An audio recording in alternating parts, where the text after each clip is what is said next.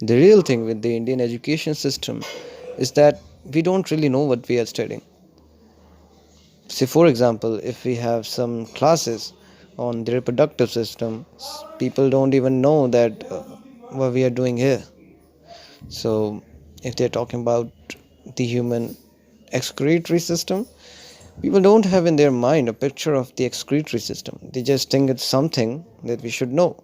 Like if there's a line written that the cecum is the part which is the blind sac, they just wanna have in their mind that there is something which is cecum and there is something which is blind sac. They don't know the meaning of both of them. But the real education should be that they should have in their mind a picture of the cecum, which is the actual thing that's also found inside them, and the blind sac, like what's the blind sac, they should know this. Also in physics, like we don't have our children imagine what an atom is.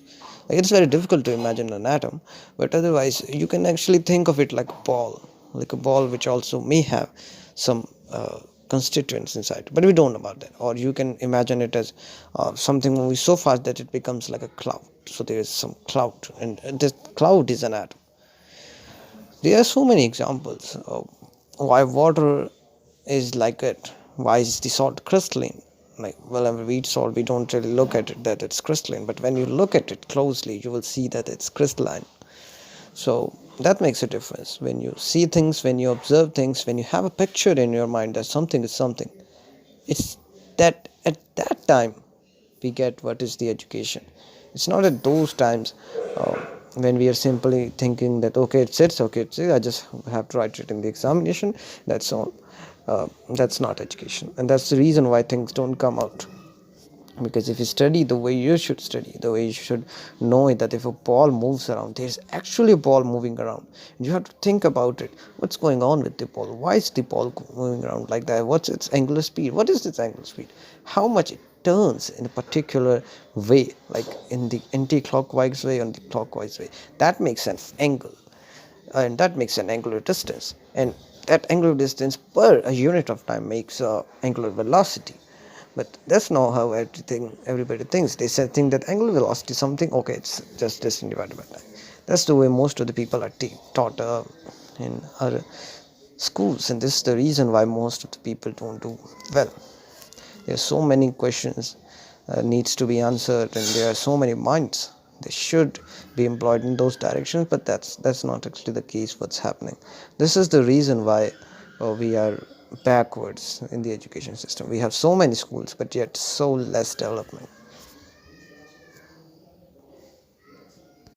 When I was in my school, everything that they taught us was like imaginary, like so imaginary that we didn't even know that we were learning about force and distance and other things. And it's so funny actually, but we didn't know about what those things were, but we knew everything. So if I said that magnesium rubber should be cleaned before burning so as to remove its carbonate layer or something, I didn't know what it meant, but I had that in my mind. It was because we learned every passage, everything from the starting to the end, because that's the way we were taught. We were taught to remember every line of every sentence in the same order. It's just like we were a machine that's trying to do this. But that's what we find out at the last stages, that we are not machines. At least we are not made for those works. We are made for making machines. We are made for being creative. We're not made for being getting some information inside our minds like a memory card does, in the same way, in the same order. We might forget some things, but we might also get some creative thing out of it that wasn't originally fed into our minds. Like when people are taught some things, some concepts, they might come up with their own ideas about their own applications or something in connection with that idea that was taught to them, and that thing makes us creative. That creativity is the part that keeps us different from machines. But that same thing wasn't taught to us, so we weren't allowed to write it as magnesium ribbon should be cleaned because it has a carbonate layer, and it should be removed, otherwise it won't uh, get burned. But we were like always Also, it was always a preference to write it the way those in MBDs uh, came. Like magnesium vapor should be cleaned before burning because so as to remove it. Just the way that it was written in the book, we should write it. Otherwise, marks will be deducted. So that was the way I was taught in my high school, and that actually made a difference. I realized that that's not the way things work.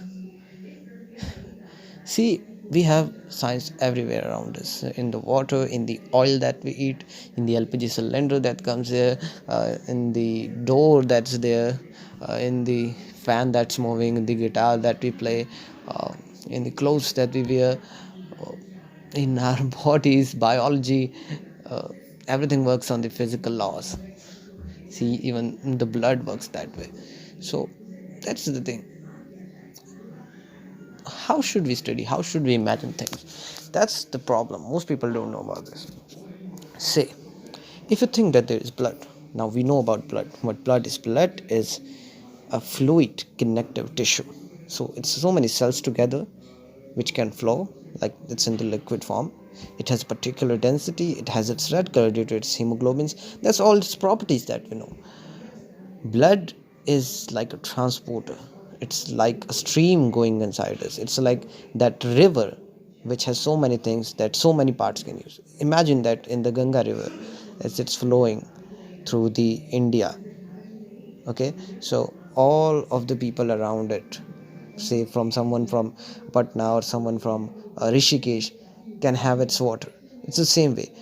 Our body has so many parts and the blood is moving there in like a river, and it gives, and all the parts takes or everything that they need from the bloods via some smaller streams which are like capillaries having the blood go through them. So this is the way things are made. If you see, it's like very similar. If this is the way you understand things, it's gonna be very amazing, very exciting. It's not gonna be dull. That when you know how blood is and how the pressure law works, like why arteries should be thick because they have to do this or that, that when you learn this way, you actually do great things.